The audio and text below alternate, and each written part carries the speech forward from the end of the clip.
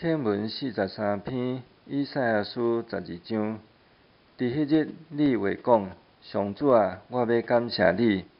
虽然你有对我受气，你的受气已经煞，你有安慰我。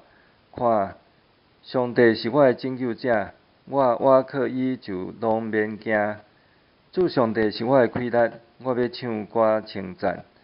伊是我的救主，伊是我的上帝，我要称赞伊。伊是我祖先的上帝，我要尊伊做大。恁会对救恩的水泉欢喜唱水。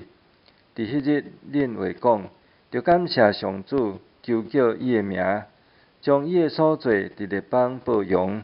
讲起伊的名已经受尊崇，恁着唱歌称赞上主，伊的作为真显赫。愿即个代志遍传普天下。